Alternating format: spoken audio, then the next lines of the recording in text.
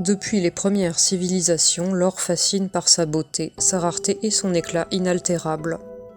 Métal solaire par excellence, issu des profondeurs de l'univers selon certaines hypothèses scientifiques, il traverse les âges comme le symbole absolu de la richesse, du pouvoir et de la transcendance. Sa brillance évoque immédiatement la lumière du soleil, source de vie et de vérité, tandis que sa résistance au temps le rend apte à porter des significations spirituelles profondes. Dans l'Antiquité, il orne les tombeaux royaux, les temples et les objets rituels, traduisant à la fois grandeur terrestre et connexion au divin. Ce n'est pas un hasard si les auréoles des saints ou les couronnes des souverains en reprennent l'éclat.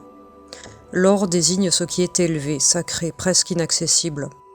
Dans de nombreuses traditions, il figure la perfection ultime, l'union de la matière et de l'esprit, la victoire de la conscience sur l'ignorance. Mais l'or n'est pas seulement une récompense extérieure, il représente aussi un aboutissement intérieur. Dans les spiritualités orientales comme dans la tradition chrétienne, il renvoie à un état de plénitude ou d'éveil, une clarté de l'âme atteinte après un long chemin d'efforts, de dépouillement et de transformation.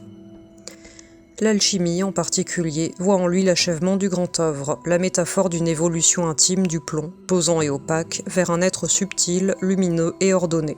Cependant, ce métal n'est pas sans ambivalence. L'or peut élever mais aussi corrompre. Il incarne parfois l'idolâtrie ou l'avidité, comme dans l'épisode biblique du veau d'or ou le mythe du roi Midas. Cherché pour de mauvaises raisons, il détourne l'homme de l'essentiel, symbole de lumière. Il peut alors devenir miroir de l'ombre. L'or véritable n'est donc pas seulement celui que l'on possède, mais celui que l'on devient. Il reflète un état d'harmonie intérieure, de connaissance accomplie. C'est pourquoi, au-delà de sa valeur matérielle, il demeure un guide puissant pour qui cherche la clarté dans la nuit du monde. Bonne journée et à bientôt pour de nouveaux contenus.